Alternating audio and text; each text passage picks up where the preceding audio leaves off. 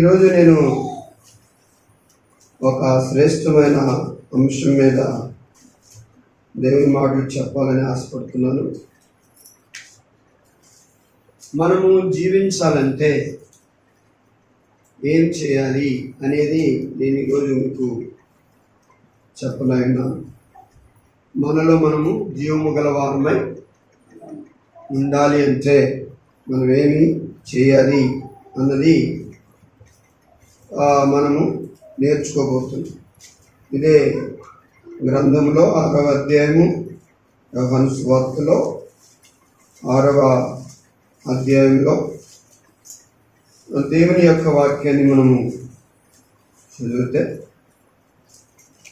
53వ మాటలు సరి చదువుదాం. మీరు మనిషి కుమారుని శరీరము తిని ఆయన రక్తములు త్రాగితేనే కానీ మీలో మీరు జీవము గలవారు కారు.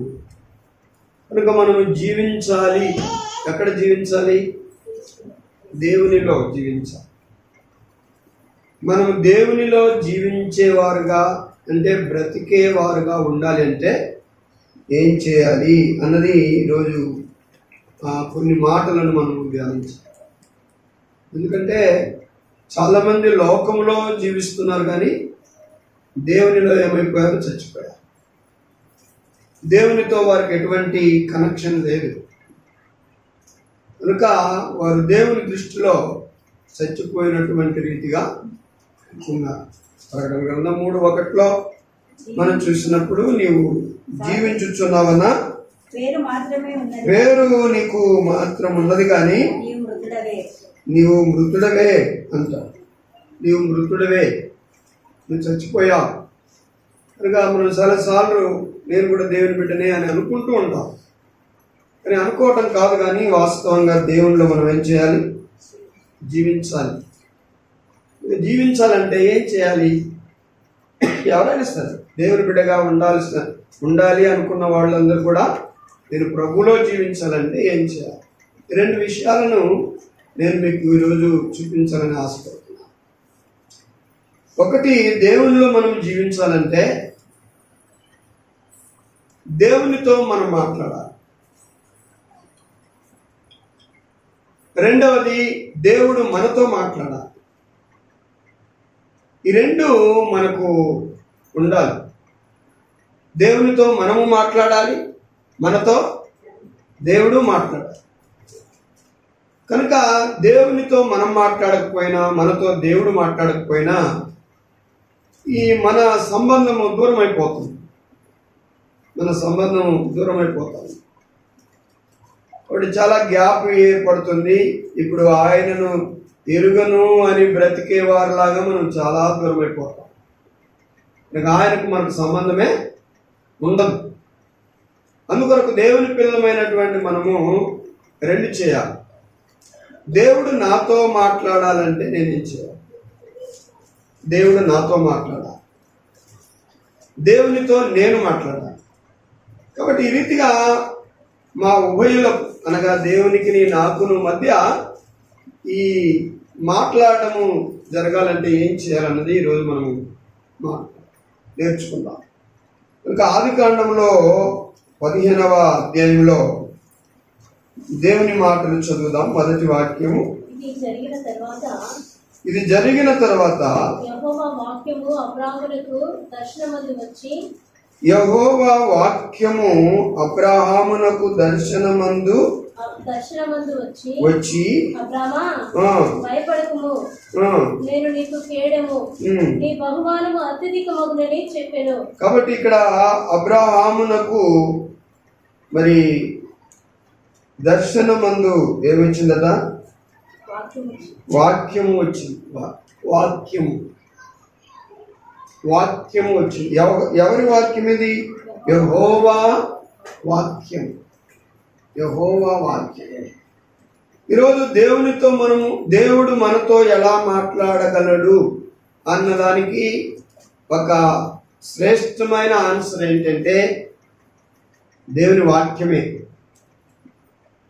దేవుని వాక్యము ద్వారా దేవుడు ఏం చేస్తాడు? మనతో మాట్లాడు. దేవుని వాక్యము లేకుండా మరి వేరే ఆధారం లేదు ఆయన మనతో మాట్లాడాలి. లేదు. ఎబ్రీ పత్రికలో 1వ అధ్యాయంలో మనము చూస్తాం. ఎబ్రీ పత్రికలో 1వ అధ్యాయంలో ఆ కాలములో దేవుడు నానా విధముల చేత నానా సమయములలోనూ నానా విధములుగాను ప్రవక్తల ద్వారా మన పితరులతో మాట్లాడిన దేవుడు ఈ దినమున అంతమందు కుమారుని ద్వారా మనతో మాట్లాడెను. ఈ దిన అంతములయందు తన కుమారుని చేత మన ద్వారా మనతో మాట్లాడాడు. కుమారుని ద్వారా మనతో మాట్లాడుతారు దేవుడు. అంటే కుమారుడు ఎవరు? యేసుక్రీస్తు ప్రభు ద్వారా మనతో మాట్లాడతారు.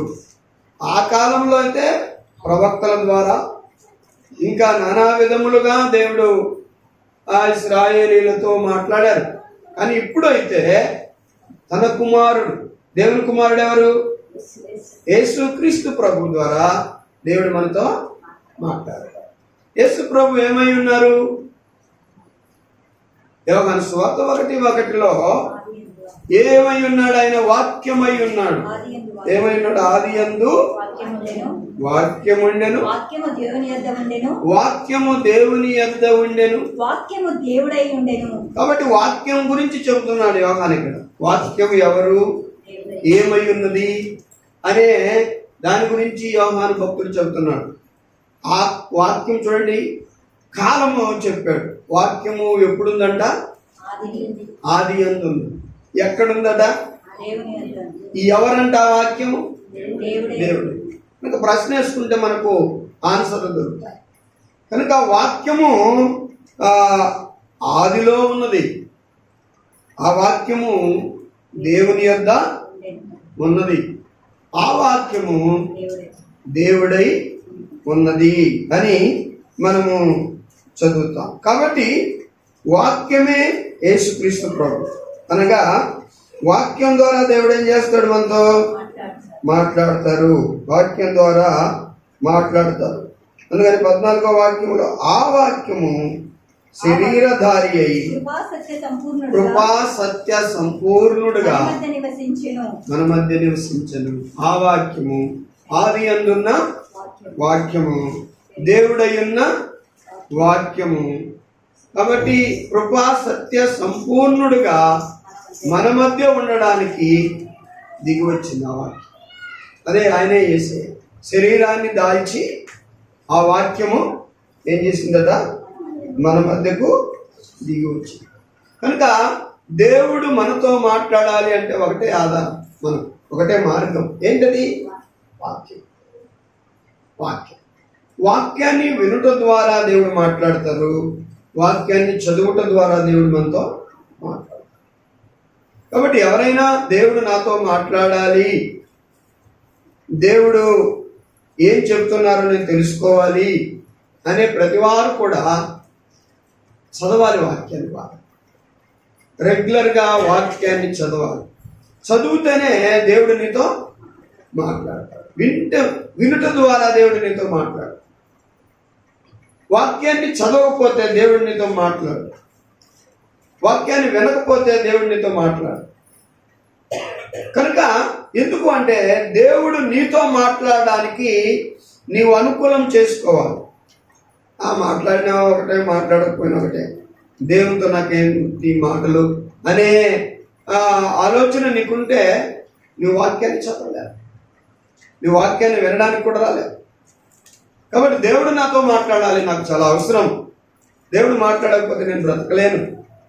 కనుక దేవునితో నేను మాట్లాడక ముందు దేవుడు నాతో మాట్లాడాలి అనే ఒక ఆశ మనకున్నప్పుడు ఏం చేస్తామంటే మనము దేవుని వాక్యము ద్వారానే దేవుడు మాట్లాడతాడు.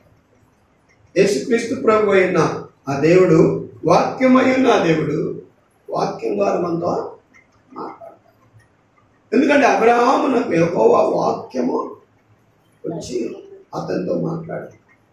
కనుక ఈరోజు దేవుడు మనతో మాట్లాడాలి అంటే వాక్యమే మనతో మాట్లాడాలి. ఈరోజు అనుదినము దేవుడు మీతో మాట్లాడుతున్నాడా? దేవుడు మాట్లాడడానికి మీరు వీలు చూసుకుంటున్నారా? తీరిక చేసుకుంటున్నారా? సమయాన్ని ఇస్తున్నారా? దేవుడు నాతో మాట్లాడాలని. అలా మాట్లాడడానికి మనం సమయాన్ని వీలు చూసుకొని సమయం చూసుకోకపోతే దేవుడు మాట్లాడడానికి మనం ఇష్టపడలేదు.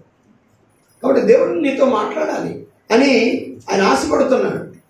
దేవుడు మాట్లాడాలని ఏం చేయాలి? మరి ఆయన వాక్యాన్ని మనం చదవాలి. ప్రతిదినము ఆయన వాక్యాన్ని మనం చదవాలి. రెగ్యులర్గా ఆయన వాక్యాన్ని మనం చదువుతున్నప్పుడు దేవుడు తన వాక్యము ద్వారా మనతో ఏం చేస్తాడు? కనుక దేవుని వెళ్ళారా, నీ జీవితంలో నా జీవితంలో దేవుడు మనతో మాట్లాడటం కొరకు మనం ఎంత శ్రద్ధ తీసుకుంటాం. ఏ రోజు కూడా నువ్వు పిల్లలతో మాట్లాడంది ఉండలేదు కదా, భర్తతో మాట్లాడకుండా ఉండలేదు, భార్యతో మాట్లాడకుండా ఉండలేదు. మనం అందరం కూడా ఇంట్లో అందరితో ఒకరితో ఒకరం ఏం చేస్తున్నాం? మాట్లాడుకుంటున్నాం, ఒకరితో ఒకరం కలిసి ఉంటున్నాం. కాబట్టి ఒకరితో ఒకరం మనం మాట్లాడకపోతే పనులు జరగవు. కనుక ఈరోజు దేవునితో మాట్లాడకపోతే ఎలాగా? దేవునితో మనం మాట్లాడడం నేర్చుకోవాలి. దేవా, నాతో మీరు మాట్లాడండి. నాతో మాట్లాడడానికి మార్గం ఒకటే. ఏంటది? ఏంటి? దేవుడు మనతో మాట్లాడే మార్గం ఏంటి? వాక్యం చదవటం. వాక్యం చదవటం ద్వారా నీవు నాతో మాట్లాడు. వాక్యం వినుట ద్వారా నీవు నాతో మాట్లాడు. కాబట్టి నాతో మాట్లాడు ప్రభువా అని దేవునిని మనం ఎప్పుడు కూడా మరి ఆయన మాటలు మనం వినడానికి ఆయన సమీపంలో మనం ఉండాలి. చదవాలి వాక్యం ఎప్పుడు కూడా నీవు దూరంగా. ఇప్పుడు యేసుక్రీస్తు ప్రభు డైరెక్ట్గా మాట్లాడలేదు. ఈ వాక్యము మన చేతిలో ఉన్న వాక్యమే ఎవరు? యేసయ్య. కనుక ఈ వాక్యాన్ని మనం చదివినప్పుడు దేవుడు మనతో మాట్లాడతాడు. రెగ్యులర్గా ఈ వాక్యాన్ని మనం చదువుతూ ఉన్నప్పుడు దేవుడు మనతో మాట్లాడతాడు. కనుక యేసుక్రీస్తు ప్రభు జీవితంలో వాక్యానికి చోటుందా అనేది మనము దేవుని యొక్క వాక్యంలో చూద్దాం. దేవుని యొక్క వాక్యంలో మనం చదువుదాం. లూకా సువార్తలో నుండి 4వ అధ్యాయము 16వ వాక్యాన్ని మనం చదువుదాం. లూకా సువార్త. ఆయన తాను పెరిగిన నజరేతుకు వచ్చెను. తన వాడుక చొప్పున విశ్రాంతి దినమందు సమాజ మందిరములోనికి వెళ్ళి చదువుటకై నిలుచుండగా ప్రవక్త అయిన యెషయా గ్రంథము ఆయన చేతికి ఇయ్యబడెను. ఏంటంటే ఇది పొరపాటున ఏదో బై మిస్టేక్ అక్కడికి వెళ్ళాడా? ఆయన అలవాటు. వాడుకంటే ఏంటి?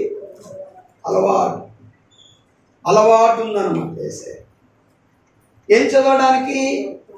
దేవుని యొక్క వాక్యాన్ని చదవడానికి, సమాజ మందిరానికి వెళ్ళడానికి ఆయనకేముంది?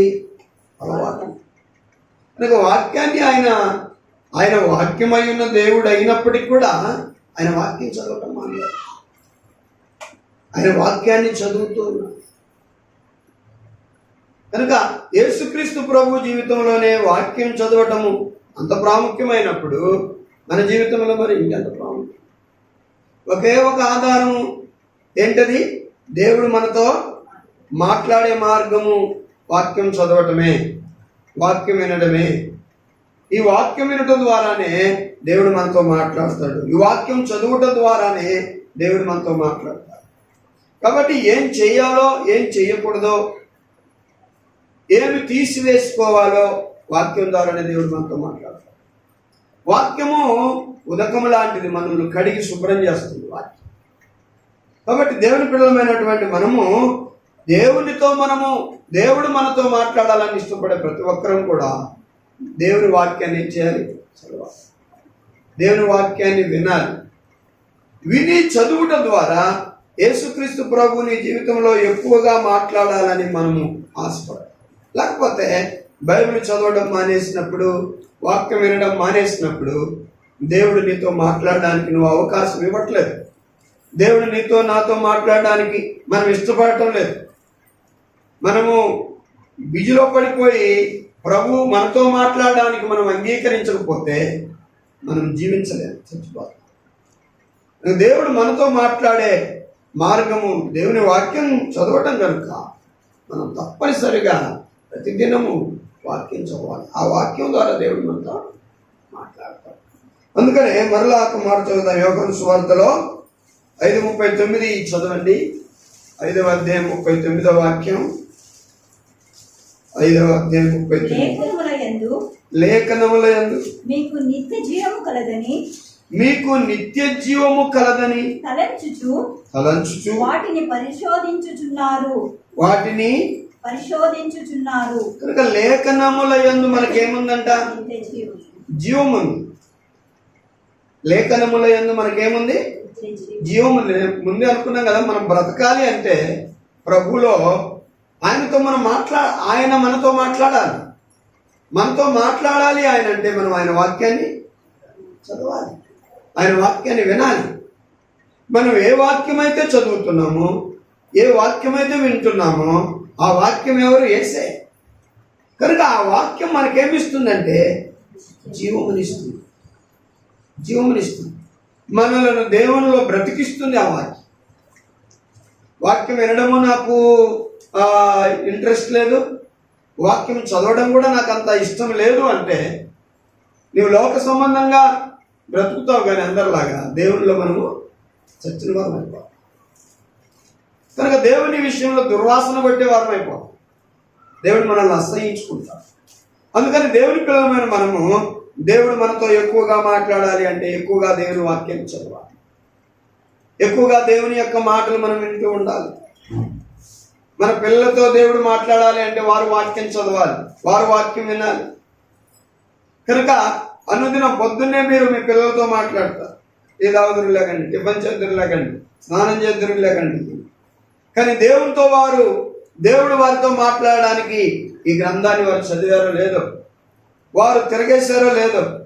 కనుక దేవుడు వారితో మాట్లాడాలని ఇష్టపడుతూ ఉన్నప్పుడు వారు సమయాన్ని ఇస్తున్నారో లేదో, దేవుడు తనతో మాట్లాడడానికి అజాగ్రత్త చేస్తున్నారేమో ఒకసారి మనం జాగ్రత్తగా వారిని పరిశీలించాలి. ఉదయాన్న లేచిన వెంటనే దేవా ఈ దినము నాతో నీవు మాట్లాడు నీ వాక్యం చేత అని దేవుని యొక్క వాక్యాన్ని మనం ఏం చేయాలి? చదవాలి దేవుని. అందుకనే ప్రభు అంటాడు, లేఖనములలో మీకు ఏమున్నదంటే జీవం ఉన్నది. లేఖనములలో మీకు జీవం ఉన్నది, వాక్యములో మీకు జీవం ఉన్నది. కనుక నేనిచ్చే జీవమే ఆ జీవం, నేనే ఆ వాక్యం. కాబట్టి నేను మీతో మాట్లాడాలంటే మీరు నా వాక్యాన్ని చదవాలి, నా వాక్యాన్ని వినాలి. అప్పుడు మీరు జీవించువారు అవుతారు, లేకపోతే మీరు చచ్చిపోతారు. కాబట్టి ఈరోజు మనకు దేవునితో సంబంధం ఉండాలి. దేవుడు నీతో మాట్లాడితే నీకు సంబంధం ఉంటుంది. కానీ దేవునితోనే మాట్లాడకపోతే ఏం సంబంధం ఉంటుంది? దేవుడు నీతో మాట్లాడడానికి నువ్వు అనుమతించినప్పుడు నీకేం సంబంధం? ప్రభు నాకు బిజీగా ఉన్నాను, నేను ఇప్పుడు కుదరదు, మాట్లాడలేను, నేను ఇప్పుడు వాక్యం చదవలేను, ఇప్పుడు నీ మందిరానికి రాలేను, నేను బిజీలో ఉన్నాను ప్రభా, ఇంకొక రోజు, ఇంకొకసారి, ఇంకొక టైం అన్నప్పుడు ఆయన టైం నీకు దేవుడు ఇస్తానన్న గ్యారంటీ ఉంది. కాబట్టి దేవుని పిల్లలమైనటువంటి మనము దేవుని యొక్క వాక్యాన్ని ఏం చేయాలి? చదవాలి, ఎక్కువగా చదవాలి. మరి చదువు రాని వాళ్ళే సంగతి వారు వినాలి. కనుక చదువు వచ్చిన వారు చదవాలి, వినాలి. చదువు రాని వాళ్ళు వినాలి దేవుని యొక్క వాక్యం. కనుక ఆ వినుట ద్వారా దేవుడు నీతో ఏం చేస్తాడు? నువ్వు ఇలాగుండాలి, నువ్వు అలా నడుచుకోవాలి, నేను ఇది చేయబోతున్నాను, నేను అది చేయబోతున్నాను అని దేవుడు మనతో సూటిగా ఏం చేస్తాడు? ఆయన మాట్లాడతాడు.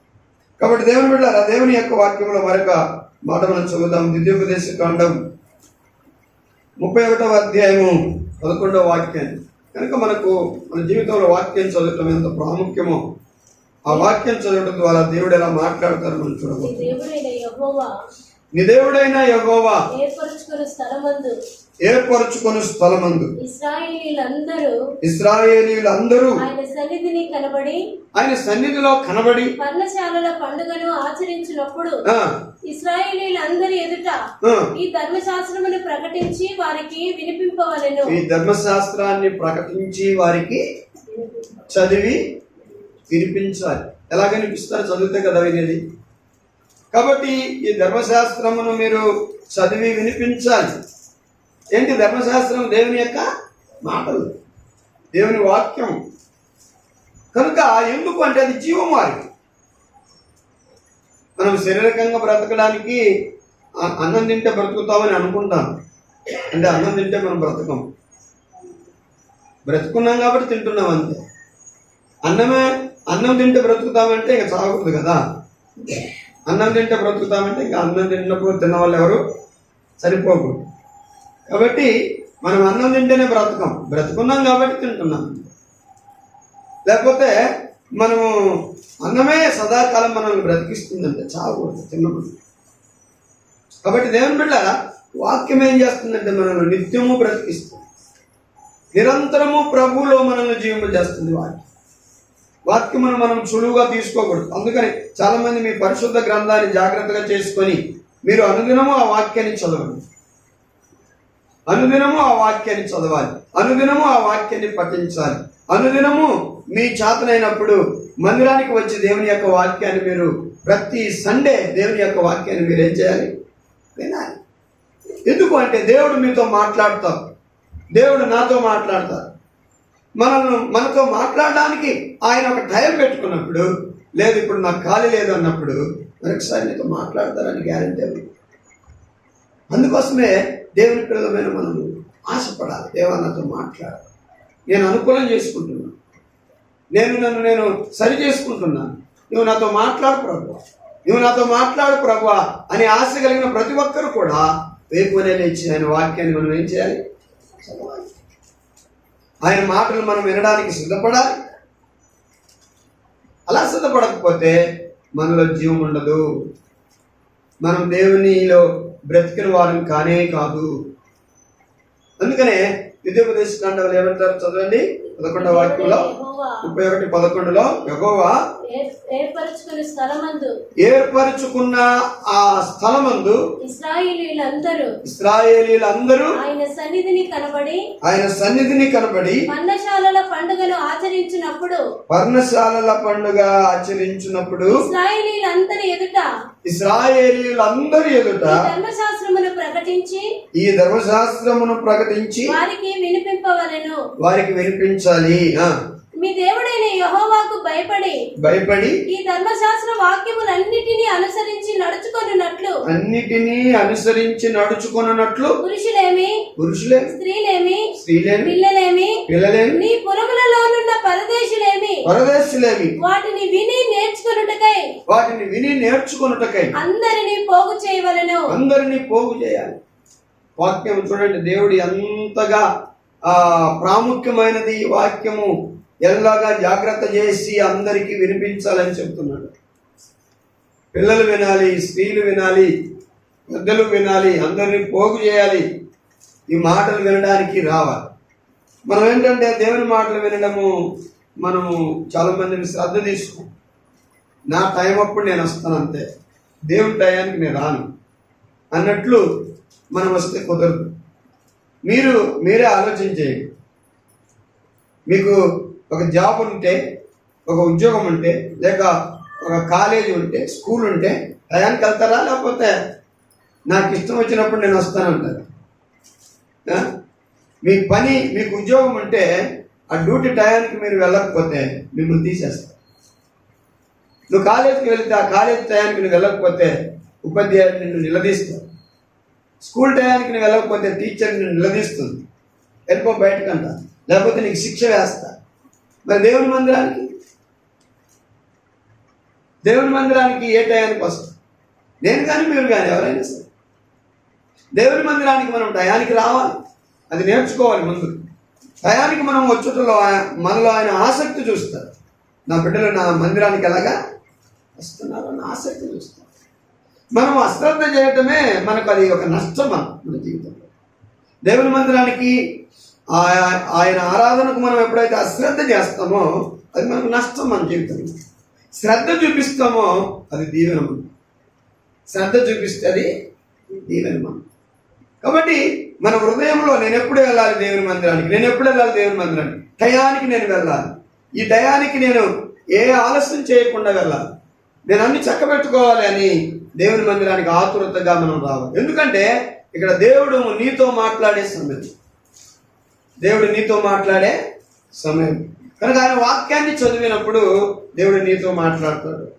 కాబట్టి మాట్లాడాలి, అందరికీ వినిపించాలి. చిన్నపిల్లలకు, స్త్రీలకు, పురుషులకు అందరికీ నా మాటలు వినిపించండి. వారందరూ గైకొన్నట్లు చెప్పండి. వారందరూ వాటిని నుండి తొలగిపోకుండా వాటిని అనుసరించాలని చెప్పండి. కనుక ఎందుకంటే ఇవి వాళ్ళకి ఏమై జీవం, ఈ మాటలు వారికి జీవం. కాబట్టి ఈ జీవం కలిగినటువంటి మాటలను వారు తప్పక గైకొనాలి, చదవాలి, వినాలి. ఏంటి మనం నేర్చుకునే పాఠం ఏంటి ఈరోజు? మనము జీవించాలంటే దేవుళ్ళో మనం ఏం చేయాలి? 2 పనులు చేయాలి. ఒకటి, దేవుడు మనతో మాట్లాడాలి. దేవుడు మనతో మాట్లాడాలి. మనతో మాట్లాడాలంటే ఏంటి మార్గం? మనము దేవుని మాటలు వినాలి, దేవుని వాక్యాన్ని చదవాలి. అది ఒక మార్గం. దేనికి మార్గం అది? దేవుడు మనతో మాట్లాడాలి. మరి దేవుడు నీతో మాట్లాడిస్తున్నారా? దేవుడు నీతో మాట్లాడడానికి ఇష్టపడుతున్నామా మనం? దేవుడు మనతో మాట్లాడడానికి శ్రద్ధ తీసుకుంటున్నామా మనం? దేవుడు మాట్లాడడం నాకు అవసరం లేదు అన్న వాళ్ళు బైబిల్ చదవరు. దేవుడు నాతో మాట్లాడడం అవసరం లేదన్న వాళ్ళు వాక్యం వినరు. దేవుడు నాతో మాట్లాడడం అవసరం లేదన్న వాళ్ళు వారి ఇంట్రెస్ట్ చూపించారు. తద్వారా నీకును దేవునికి నీ మధ్య ఉన్న ఆ సహవాసాన్ని కోల్పోతా. ప్రభా, నేను ఇప్పుడు ఖాళీ, నాతో మాట్లాడదు.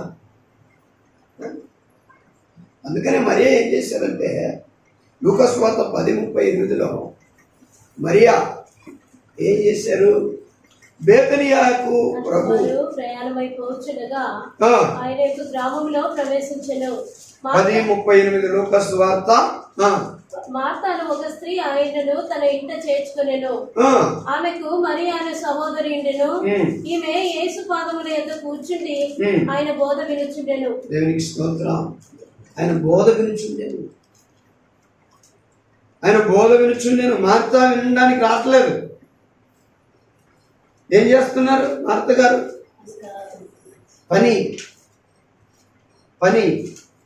పని పక్కన పెట్టి రావచ్చు కదా, మరొకసారి చేసుకోవచ్చు. ఏసై వెళ్ళిన తర్వాత చేసుకోవచ్చు. పని అయిపోయే వరకు వచ్చేదే లేదు అని ఆమె ఖచ్చితంగా చెప్పేసి, కనుక మరి అంటున్నారు, నాకు పని ముఖ్యం కాదు, ఏసయ్య మాటలు ముఖ్యం. ఈరోజు నీ జీవితంలో దేవుడు నీతో మాట్లాడాలి అనే ఆసక్తి మనకున్నప్పుడు మనము ఆశ చూపించి, చూసారా, మరియ చూసిన వెంటనే వచ్చి ఆయన పాదాల దగ్గర, ఇప్పుడు మనమందరం కూడా యేసయ్య పాదాల దగ్గర కూర్చున్నాం, ఆయన మాటలు వింటున్నాం. ఎందుకంటే ఆయన మనతో మాట్లాడుతున్నాం. ఆయనతో ఈరోజు దేవుడు మాట్లాడాలని ఎంతో మంది కుతూహల పడుతూ ఉన్నారు. నాతో ప్రభు మాట్లాడితే బాగుండు, నాతో దేవుడు మాట్లాడితే బాగుండు అని. దేవుడు నీతో మాట్లాడడానికి నువ్వు ఇష్టపడితే కదా, నువ్వు సమయం ఇస్తే కదా, ఆయనకు నువ్వు సిద్ధపడితే కదా. ఇంకా ఎప్పుడు వాక్యం చదివేది లేదు. పరిశుద్ధ గ్రంథం మన ఇంట్లో ఉంటుంది కానీ దాన్ని తెరిచేది లేదు. ఆలయం మన కొరకు తెరవబడి ఉంటుంది కానీ చాలా మంది వచ్చేదే లేదు. అలాంటప్పుడు దేవుడు నీతో ఎట్లా మాట్లాడతాడు? దేవుడు మాట్లాడకపోతే నీకు జరుగుతుందా? దేవుడు మాట్లాడకపోతే నీకు సమాధానం ఉంటుందా? దేవుడితో నువ్వు మాట్లాడకుండా, ఆ దేవుడు నీతో మాట్లాడకుండా నీకేమన్నా మేలు కలుగుతుందా? ఏం కలుగు, నష్టమే తప్ప లాభమేమి రాదు.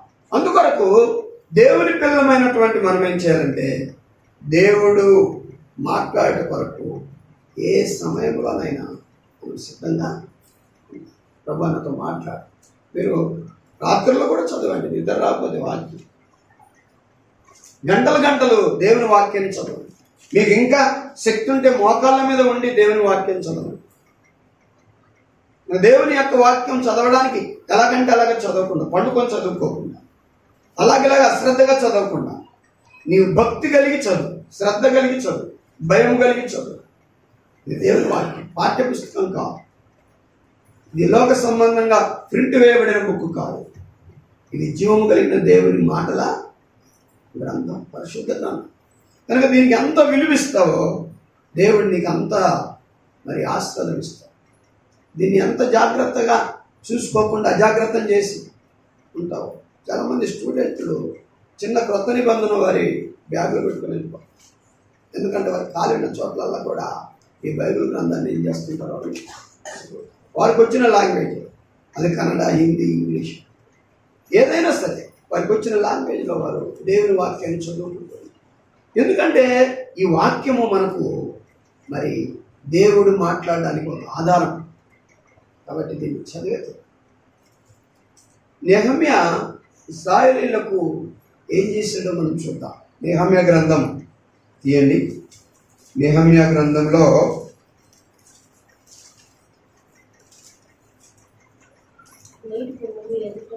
8వ అధ్యాయంలో మొదటి వాక్యం నుండి చదువుదాం. 7వ నెల రాగా ఇశ్రాయేలీయులు తమ పట్టణములలో నివాసులైండిరి.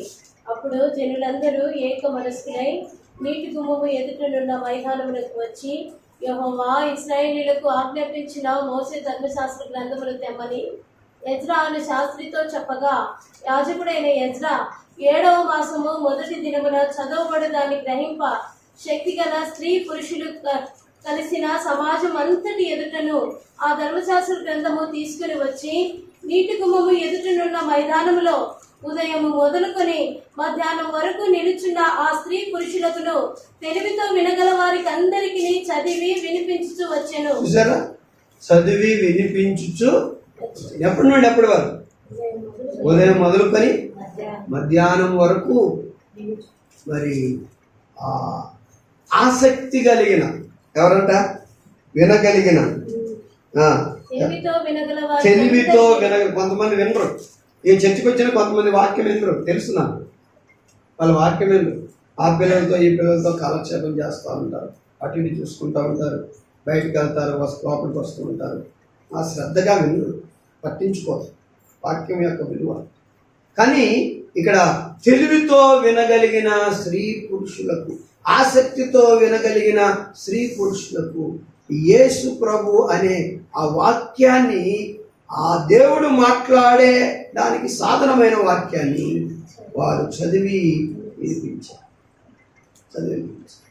అంటే మనం దేవుని వాక్యం వినడం ఎంత ప్రాముఖ్యం మన జీవితంలో. దేవుని వాక్యాన్ని చదవడం ఎంత ప్రాముఖ్యం. చదవకపోతే ఎలా వింటారు? చదవాలి, వినాలి.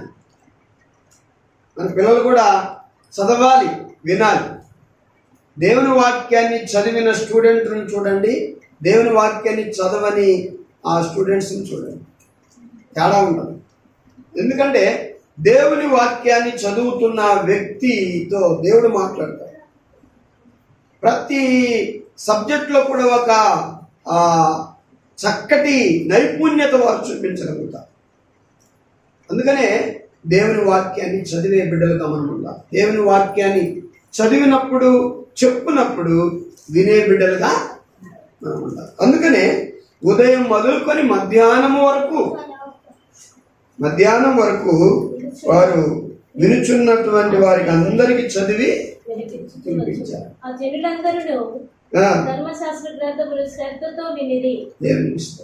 వారందరూ కూడా శ్రద్ధతో, అశ్రద్ధగా దానిని పెడచెవిన పెట్టి వినకుండా వెళ్ళలేరు, శ్రద్ధగా విన్నారు. ఈరోజు దేవుని వాక్యాన్ని వినడానికి, చదవడానికి మనకు శ్రద్ధ ఉండాలి. ఎందుకంటే ఈ వాక్యం ద్వారానే దేవుడు మనతో మాట్లాడారు. ఈ వాక్యం ద్వారానే మీరు వాక్యం చదువుతున్నప్పుడు గ్రహించండి, ఈ వాక్యంలో దేవుడు నాతో మాట్లాడుతున్నాడు. ఏం మాట్లాడుతున్నాడు? నన్ను ఎలా ఉండమన్నాడు, ఏం తీసేసుకోమన్నాడు, ఎలా బ్రతకమన్నాడు, ఏం చెయ్యమన్నాడు, అవన్నీ కూడా మీకు ఇందులో ఉంటాయి, చదివిన ప్రతి ఆ వాక్యంలో కూడా. కాబట్టి అది మీరు గ్రహించండి. ఏదో చదవాలి కాబట్టి చదువుకొని పోదామని. ఎవరు మాట్లాడుతున్నారు, ఎవరితో మాట్లాడుతున్నారు, ఏమని మాట్లాడుతున్నారు, ఎందుకు మాట్లాడుతున్నారు, ఇవన్నీ కూడా మనం ప్రశ్న వేసుకొని చదివినప్పుడు దేవుడు మనతో మాట్లాడు. వాక్యమే ఆయన మనతో మాట్లాడడానికి ఆధారం. అందుకని ఆ వాక్యాన్ని శ్రద్ధతో మనం చదవాలి, శ్రద్ధతో మనం ఏం చేయాలి? వినాలి. 8వ వాక్యం చదువుదాం. వీటి వలనే వారు దేవుని గ్రంథమును స్పష్టముగా చదివి వినిపించి జనులు బాగుగా గ్రహించినట్లు దానికి అర్థము చెప్పిరి. జనులందరూ ధర్మశాస్త్ర గ్రంథపు మాటలు విని ఏడ్వ మొదలు పెట్టగా ఏమైంది వీరికి? వాక్యాన్ని విన్న వాళ్ళందరూ కూడా ఏం చేస్తున్నారట? చెప్పండి అమ్మా, ఏం చేస్తున్నారు? ఏడుస్తున్నారు. ఏమైంది? ఎందుకు ఏడుస్తున్నారు? ఆ జీవము కలిగిన వాక్యం వారి హృదయాలను తాకి వారి బ్రతుకులను తాకింది, వారి మనస్సులను తాకింది. అందుకనే ఆ వాక్య ప్రకారంగా మేము లేము, మేము దేవునికి విరోధంగా ఉన్నాము అని, మేము పాపులము అని, మేము భ్రష్టులమని వారు పశ్చాత్తాప్తులై వారు ఏం చేస్తున్నారు? వాక్యం విన్న వాళ్ళందరూ కూడా మీకు వాక్యం చదివేటప్పుడు ఎప్పుడన్నా కన్నీరు వచ్చిందా? మీరు రెగ్యులర్గా చదివితే తెలుస్తుంది. వాక్యం చదివిన వారు కొన్నిసార్లు ఏడుస్తూ ఉంటారు, కళ్ళ నీళ్ళు వస్తుంటాయి. ఎందుకంటే ఆ వాక్యానుసారంగా మనం లేనప్పుడు, యేసయ్య ప్రేమను ఆ వాక్యములో మనం చూసినప్పుడు, యేసయ్య చేసిన సహాయాన్ని ఆ వాక్యం చదివినప్పుడు మనం చూసినప్పుడు, యేసయ్య యొక్క భద్రత మనం చూసినప్పుడు, కనుక పాపులమైన మన పట్ల, ద్రోవులమైన మన పట్ల ఆ వాక్యములో ఆయన చూపిన ప్రేమ అవన్నీ చూసినప్పుడు నిజంగా మన హృదయం పశ్చాత్తాపంతో కుమిలిపోదు. కనుక వీళ్ళందరూ కూడా, విన్న వాళ్ళందరూ కూడా ఏం చేస్తున్నారంట? ఏడవ మొదలు పెట్టారు. కాబట్టి వాక్యంతో నీవు ఎక్కువగా క్లోజ్గా ఉండు. దేవుడు వాక్యాన్ని ఎక్కువగా చదువు, అలవాటు చేసుకో. ఎందుకంటే యేసయ్య వాక్యం చదివాడు కాబట్టి మనమే పాటి వాళ్ళం. కాబట్టి ఆ దేవుడు మనతో మాట్లాడాలని మనం ఇష్టపడితే మన వాక్యాన్ని ఎక్కువగా చదవాలి. అది ఎలా చదవాలి? శ్రద్ధతో చదవాలి. ఏదో అలా చదివేలా పడేయడం కాదు, కానీ శ్రద్ధతో, భక్తితో చదవాలి. నాకు తెలిసిన ఒక వ్యక్తి ఉన్నాడు. ఆయన ఎలా ప్రార్థన చేస్తాడు అంటే, వేకునే లేచి 3 గంటలకు చల్లని నీళ్ళు స్నానం చేసి మోకాల మీద నిలబడి ప్రార్థన చేస్తాడు. వేకునే లేస్తాడు, చల్లనీళ్ళతో స్నానం చేసి మోకాల మీద నిలబడి ప్రార్థన చేస్తుంది. కాబట్టి అతడు ఏదో 1 రోజు 2 రోజులు కాదు, అతడు చనిపోయే వరకు చేశాడు. నేను అతన్ని బట్టి ఒక దర్శనం చూశాను. అతని గురించి ఎవరు చనిపోయిన వాళ్ళు నాకు అంతగా కనపడలేదు, కానీ అతనే నాకు ఒక దర్శనం వచ్చింది. కనుక అతడు, నేను బజార్లో ఉన్నప్పుడు అతను నాకు కనపడ్డాడు. అతడు తెల్ల వస్త్రాలు వేసుకున్నాడు. టీ తాగడానికి వచ్చినప్పుడు నేను కూడా ఆ టీ స్టాల్ దగ్గర ఉన్నాను. నేను అనుకున్నాను ఇతడు చనిపోయాడని. వాళ్ళ ఇంటి వారందరూ కూడా వెతుకుతూ ఉంటే ఇతను ఇక్కడ ఉన్నాడు కదా, కనుక ఇతను ఇక్కడ ఉన్నాడని వాళ్ళకి చెప్పడానికి, చూపించడానికి నాకు ఏదైనా ఆధారం కావాలి. అందుకే నేను ఒక ఫోటో తీసుకోవాలనుకున్నాను మొబైల్లో. అందుకని నేను వెళ్ళి మాట్లాడాను. ఉచ్చప్ప గారు, అతని పేరు ఉచ్చప్ప గారు, బాగున్నారా? బాగున్నా అని బాగా మాట్లాడాడు. దగ్గరికి వచ్చేసి, కనుక నేను ఒక ఫోటో తీసుకుంటాను ఉండండి అంటే, ఫోటో తీసుకుంటారా ఉండండి అని అలా నిలబడ్డాడు. నా కెమెరాకి అందకుండా వెళ్ళిపోయాడు, వెనక్కి జూమని వెళ్ళిపోయాడు. కనుక కొంతమంది జీవితంలో వాక్యం చదవటం అన్నది మనం చాలా చక్కగా చూస్తాం. అందుకనే దేవుని బిడ్డలమైన మనం ఏం చేయాలి? ఎక్కువగా వాక్యము చదవాలి. వాక్యం చదవడం ద్వారా ఏంటది? దేవుడు మనతో మాట్లాడే మార్గం అది ఒక్కటే. వాక్యం చదవకుండా, వాక్యం వినకుండా దేవుడు నాతో మాట్లాడితే బాగుండు అంటే మాట్లాడు. వాక్యం చదువు, వాక్య ప్రకారం నువ్వు దిద్దుకో, సరి చేసుకో, అప్పుడు దేవుడు నీతో మాట్లాడతాడు. కాబట్టి రెండవ మార్గము దేవునితో మనం మాట్లాడే మార్గం. ఇంకా ఎప్పుడు కూడా వన్ వే ఉండకూడదు. 2 రకాలుగా ఆయన మనతో మాట్లాడాలి, మనము ఆయనతో. ఇప్పుడు ఏంటంటే మనం ఆయనతో మాట్లాడే మార్గం ఏంటంటే ప్రార్థనే మనం ఆయనతో మాట్లాడాలి. మనం అన్ని చెప్పుకోవడం. వాక్యమేమో చెప్పండి, వాక్యమేమో దేవుడు మనతో మాట్లాడడానికి ఒక మార్గము. ప్రార్థన దేవునితో మనం మాట్లాడాలి. ఈ 2 ఉండాలి విశ్వాసం.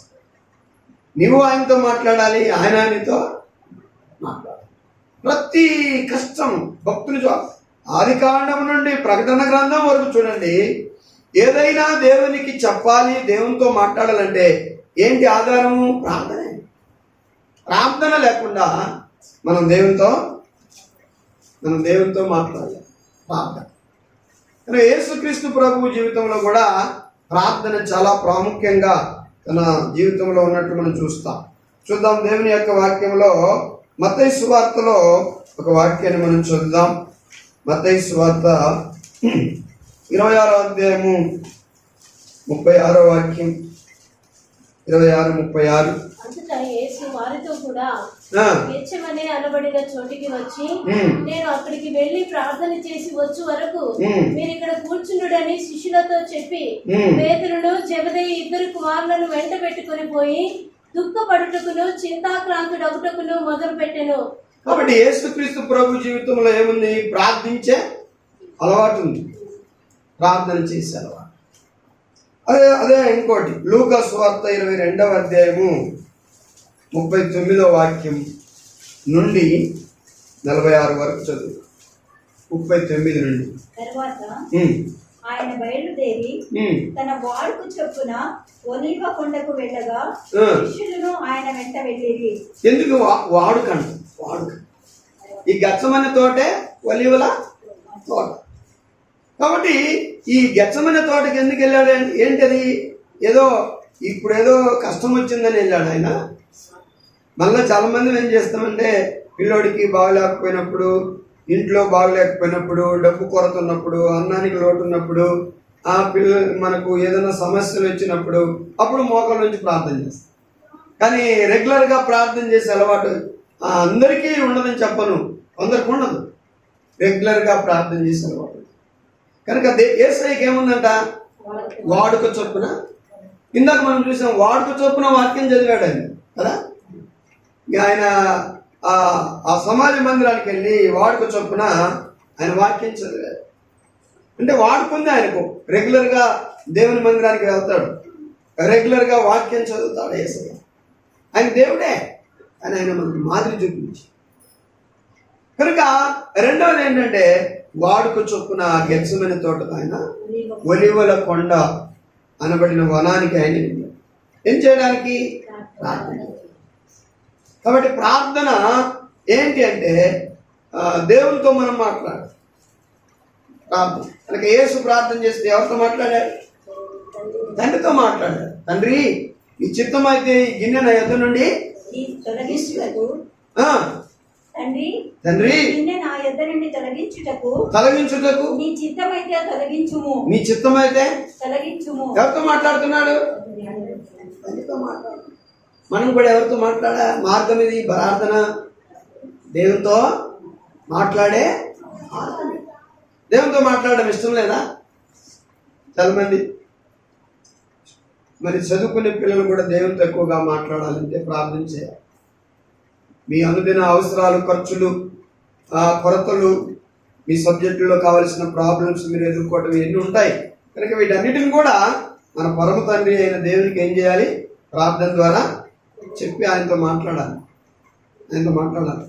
ఒక తల్లిగా తండ్రిగా ఇంట్లో సమస్యలు ఎన్నో ఉంటాయి, అవన్నీ కూడా దేవునికి చెప్పుకునే మార్గం, దేవునితో మాట్లాడే మార్గం. దేవుడు మనతో మాట్లాడే మార్గం వాక్యం చదవటం, దేవునితో మనం మాట్లాడే మార్గం ప్రార్థన. అందుకనే ఈ ప్రార్థనను మనము ఎప్పుడు చేయాలి. ఇది మన జీవితంలో ఏం కావాలి? అలవాటు కావాలి. వాక్యం చదవటం కూడా మన జీవితంలో ఏం కావాలి? అలవాటు కావాలి. కనుక ప్రార్థన చేయటం కూడా మన జీవితంలో అలవాటు కావాలి. కాబట్టి అలవాటు చేసుకోవాలి. మనం ఎప్పుడు కూడా ప్రార్థన చేసే బిడ్డలుగా అందుకని దశలోనిక పత్రికలో దేవుని యొక్క వాక్యం చెబుతుంది 5:17లో, మొదటి దశలోనిక పత్రిక 5:17లో దేవుని వాక్యం చెబుతుంది, ప్రతి విషయమునందును కృతజ్ఞతాస్తుతులు చెల్లించండి. యేసుక్రీస్తునందు మీ విషయములో దేవుని చిత్తము, ఆత్మను ఆత్మకుడి, ప్రవచించుటను నిర్లక్ష్యము చేయకుడి. మొదటి దశలోనికి 5:17 ఎడతెగక ప్రార్థన చేయండి. ఎడతెగక ప్రార్థన చేయండి. ఏం చేయకూడదంట? ఎడతెగక ప్రార్థన చేయాలంట. అంటే ఎడతెగక అంటే ఆఫ్ చేయకండి, ఒకరోజు చేసి ఒకరోజు చేయకుండా. అనేది లేకుండా ఎడతెగకుండా కంటిన్యూగా మీరు ప్రార్థన చేయాలి. ఒకటి దేవుని వాక్యం చెబుతుంది, మనం ఎడతెగక ప్రార్థన చేయటం. ఎడతెగక ప్రార్థన చేయటం అంటే ఏంటి అర్థము? మనం ఎడతెగకుండా దేవునితో మాట్లాడడం. ఈరోజు దేవునితో నేను మాట్లాడలేదు అనే విషయం ఉండకూడదు. అందరితో మాట్లాడతాం మనం, దేవునితో కూడా మాట్లాడాలి కదా. అందుకనే ప్రార్థనే సాధనం దేవునితో మాట్లాడడానికి. కనుక ఆ దేవునితో మాట్లాడడానికి నువ్వు శ్రద్ధ తీసుకోవాలి, నువ్వు టైం తీసుకోవాలి. దేవునితో మాట్లాడడానికి నాకు టైం లేదు, దేవునితో మాట్లాడడానికి నాకు అంత ఇంట్రెస్ట్ రావట్లేదు అని నువ్వు జాబ్ చేసావంటే దేవుడు నీతో మాట్లాడినా దేవునితో నువ్వు మాట్లాడడానికి ఇష్టపడట్లేదు. కాబట్టి మరి మనం దీవించబడి మనం జీవం కలిగిన వారుగా ఉండలేదు. రెండూ జరగాలి. దేవుడు ఎంత ఇంట్రెస్ట్తో నీతో మాట్లాడుతున్నాడో అలా అంత ఇంట్రెస్ట్తో నీవు కూడా దేవునితో మాట్లాడకపోతే మరి దేవుని విషయాలు నీకు ఎలా తెలుస్తుంది? కాబట్టి నీ విషయాలు ఎలా చెప్పుకుంటావు దేవునికి నువ్వు? అందుకని దేవుని పిల్లలమైనటువంటి మనము ఎడతెగకుండా దేవునికి ఏం చేయాలి? ప్రార్థన చేయాలి. ఎడతెగకుండా మాట్లాడాలి. ఈరోజు దేవునితో మాట్లాడలేదు నేను అనకుండా దేవునితో మాట్లాడడానికి ఎప్పుడు కూడా శ్రద్ధ కలిగి, భక్తి కలిగి, సిద్ధపడి దేవునితో మనం మాట్లాడే బిడ్డలుగా ఉండాలి. దేవునితో మాట్లాడకపోతే మనకు జరగదు. దేవునితో మనం మాట్లాడకపోతే మనకు జరగదు. కాబట్టి దేవునితో మనము మాట్లాడాలి, వేదనతో మాట్లాడాలి, నిట్టూరుతో మాట్లాడాలి, కన్నీటితో మనం దేవునికి చెప్పుకోవాలి. కాబట్టి దేవునితో మనము మాట్లాడడము నిజంగా మనకు ఎంతో ఆశ్చర్యం. కాబట్టి కీర్తనలో చదువుదాం, 4వ అధ్యాయం 1వ వాక్యం నుండి చదువుదాం. నా నీతికి ఆధారమగు దేవా, నేను మొరపెట్టినప్పుడు నాకు ఉత్తరమివ్వు. ఇరుకులో నాకు విశాలత కలుగజేసిన వాడవు నీవే. నన్ను కరుణించి నా ప్రార్థన అంగీకరించుము. నా ప్రార్థన అంగీకరించుము. నన్ను కరుణించి నా ప్రార్థన. 2-3 వాక్యాలు కూడా మనం చదువుదాం. నా రాజా నా దేవా, నా రాజా నా దేవా, నా ఆర్తధ్వని ఆలకించుము. నా ఆర్తధ్వని ఆలకించుము. నిన్నే ప్రార్థించుచున్నాను. యెహోవా, ఉదయమున నా కంఠస్వరము నీకు వినబడును. ఉదయమున నా కంఠస్వరము నీకు వినబడును. ఉదయమున నా ప్రార్థన నీ సన్నిధిని సిద్ధము చేసి కాచియుందును. చూసారా ఏమంటారు? ఉదయమున నా ప్రార్థన నీ సన్నిధిని సిద్ధము చేసి కాచుకొని ఉంటాను. అంటే ప్రార్థన పూర్వకంగా నేనేం చేస్తాను? వెయిట్ చేస్తూ ఉంటాను. నీతో మాట్లాడడానికి నేను సిద్ధంగా ఉంటుంది. కాబట్టి ఈ రోజున దేవుని బిడ్డలమైన మనము ప్రతి ఉదయమున, భక్తుడు అంటాడు, నేను ఉదయమున నా కంఠస్వరమును నీకు వినబడును. ప్రతి ఉదయమున నా కంఠస్వరము నీకు వినబడును. ఉదయమున నా ప్రార్థనను సిద్ధం చేసి నీ కొరకు నేను కాచుకున్నాను. కాబట్టి మనం బ్రతకాలి దేవునిలో అంటే దేవుని వాక్యం అనుదినం చదవాలి, వినాలి. తద్వారా దేవుడు మనతో మాట్లాడుతుంటాడు. మనం దేవునితో మాట్లాడాలంటే మనం ప్రార్థన చేయాలి. ప్రతిరోజు ప్రార్థించాలి. దావీదు అంటాడు, ఉదయమున నా కంఠస్వరం నీకు తప్పక వినపడదు. ఏ రోజు కూడా స్టాప్ కాదు. ప్రతి ఉదయమున నా కంఠస్వరం నీకు వినపడదు. తర్వాత ఉదయమున నా ప్రార్థనను సిద్ధపరిచి నీ కొరకు నేనేం చేస్తాను? కాచుకొని వేచి ఉంటాను. పిల్లలు, నేను ఒక కుటుంబాన్ని శుక్రవారం కుటుంబాన్ని దర్శించడానికి వెళ్తే నేను ఆ గుమ్మంలోనికి అంటే తలుపు దగ్గరికి వెళ్ళేసరికి ప్రార్థన వినపడతాను. ఇంకా ప్రార్థన చేసుకుంటున్నాను. మనం వెళ్ళి ఎందుకు డిస్టర్బ్ చేయాలని మళ్ళా వెనక్కొద్దాం అనుకున్నాను. ఒక యవనస్తుడు మోకరించి కన్నీరు గార్చి ప్రార్థన చేస్తాం. కనుక మనము ప్రార్థించే కుటుంబంగా ఉండాలి. యవనస్తురాండ్రు, పిల్లలు, తల్లులు, తండ్రులు ప్రార్థించే బిడ్డలుగా, కుమారులు ఉండాలి. నీకు ప్రార్థన చేసేటువంటి ఆ విధానం తెలియకపోతే నాకు ప్రార్థన రాదు అనేవాళ్ళు ఎవరు కూడా ఉండకూడదు. ప్రార్థన రాదు అనేవాళ్ళు దేవునితో మాట్లాడడం ఇష్టం లేని వాళ్ళే. దేవునితో నేను మాట్లాడను అనేవాళ్ళే ప్రార్థన రాదు అనేవాళ్ళు. కనుక ప్రార్థన చేయడం అందరము నేర్చుకోవాలి. అందరం ప్రార్థన చేయాలి దేవుని.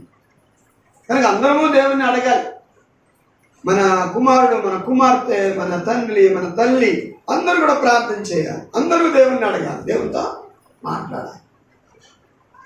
కనుక దేవుని పిల్లమైనటువంటి మనము ప్రార్థన చేయటము మన ఇంట్లో లేనప్పుడు దేవుణ్ణి అడగటము మనము నేర్చుకోలేని వారమే, దేవుణ్ణి అడిగి పొందలేని వారమే.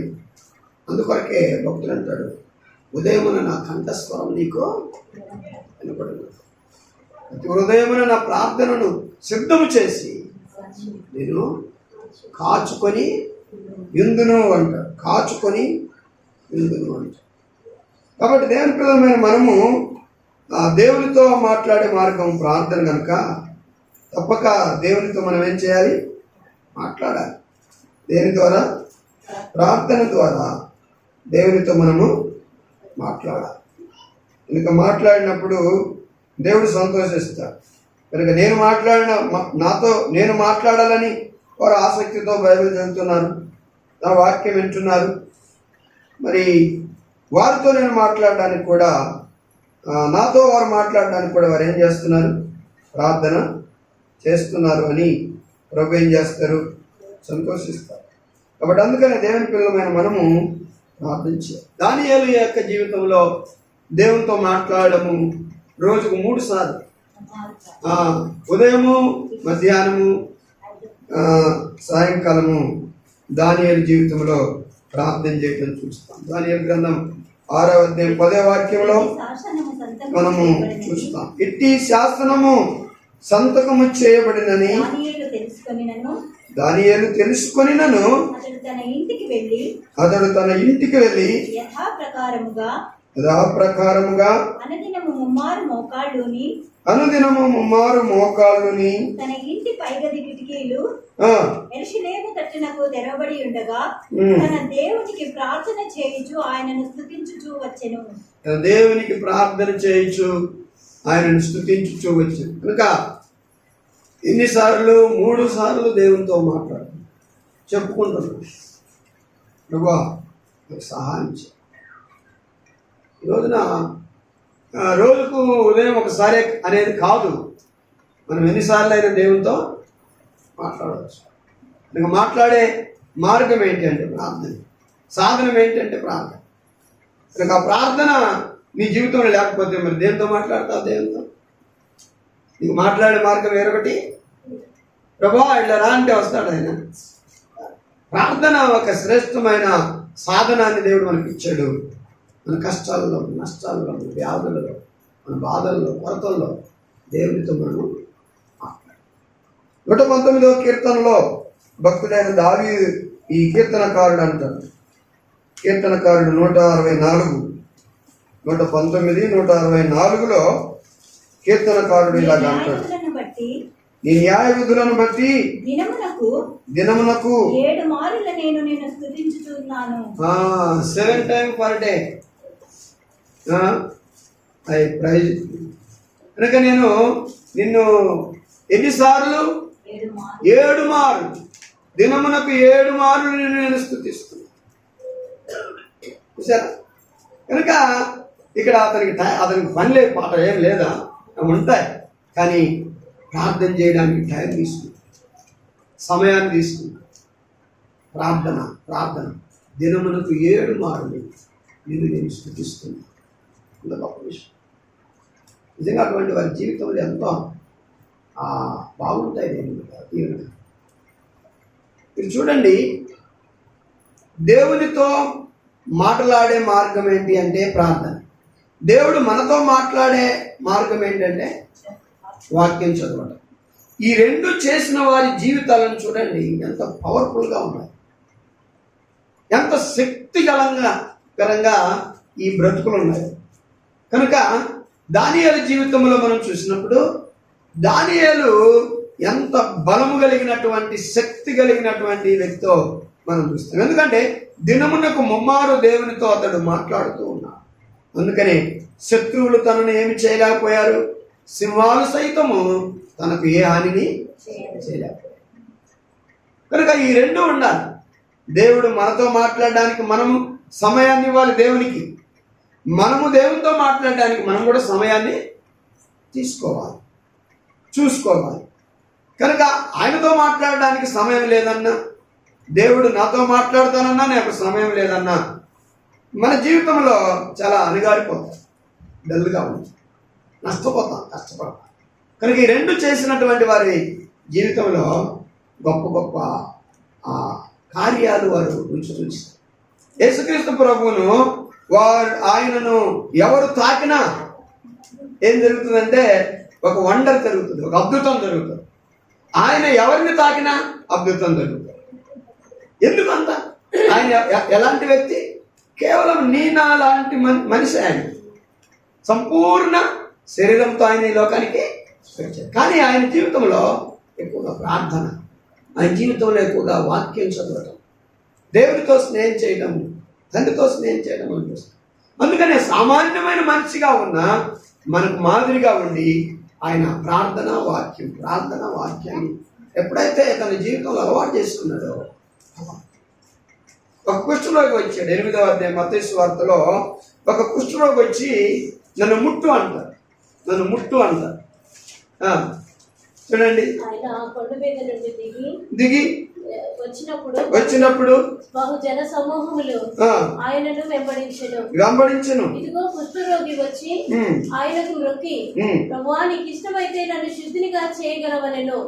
అందుకు ఆయన చేయి చాపి వాని ముట్టి, నాకు ఇష్టమే నీవు శుద్ధుడు కమ్మని చెప్పగా తక్షణమే వాని కుష్ఠరోగము శుద్ధి ఆయను. ఎంత వండర్ లేదండి, అది యేసయ్యకే సాధ్యము, మనకి ఇక్కడ అనేది కాదు.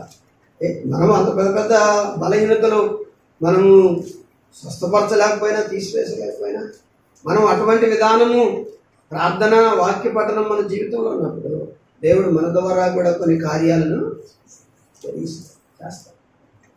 ఈ జీవితంలో ప్రార్థన లేక వాక్య పఠనం లేకపోతే నీ జీవితంలో ఒక శక్తి కలిగిన వ్యక్తిగానే ఉండలేదు. ఏ శక్తి? చిన్నటి ద్వారా వచ్చే శక్తి కాదు, దైవశక్తి, దైవ బలం కలిగిన వ్యక్తులుగా మనము ఉండలేము. కనుక ఇది యేసుక్రీస్తు ప్రభు ఏం చేశాడట? ముట్టాడు. ఊరి వెలుపట సంవత్సరాల కొలది కుష్ఠరోగంతో అంటరాని వాడుగా, నీళ్లు లేక అన్నం లేక, ఎండ గాలి వానకు తల్లి పిల్లలందరినీ, భార్య పిల్లలందరినీ పోగొట్టుకొని ఎక్కడో కొండల్లో ఉండేవాడు. ఆ బాధను భరించలేక దిక్కులేని వాడుగా ఉండి యేసుక్రీస్తు ప్రభు ఆ కొండ మీద ప్రసంగం చేసేటానికి ఆయన వచ్చినప్పుడు, మరి ఆ చివరి ఆ మీటింగ్ రోజున ప్రభువు దగ్గరికి వెళ్ళి అడిగాడంట, ప్రభువా నీకు ఇష్టమైతే నన్ను శుద్ధిగా చేస్తావా? ఈ కొండలలోనే పడి ఉంటున్నాను, ఈ బండల చాటున ఉంటున్నాను, దిక్కులేదు ప్రభు, నీకు ఇష్టమైతే నన్ను శుద్ధిగా చేయను. అక్కడికి వచ్చిన వినే వాళ్ళందరూ కూడా వెళ్ళిపోయి పరారైపోయారు. ఎందుకంటే కుష్ఠరోగి అంటే దూరంగా పారిపోతారు. కానీ యేసయ్య అక్కడే దగ్గరికి వచ్చి వారిని ఏం చేశాడు? ఆయన ముట్టగానే వాడి కుష్ఠరోగం శుద్ధి అయింది. మరొక మాట చూద్దాం. ఆయన ముట్టితే శుద్ధి అయింది. తర్వాత మార్కు సువార్త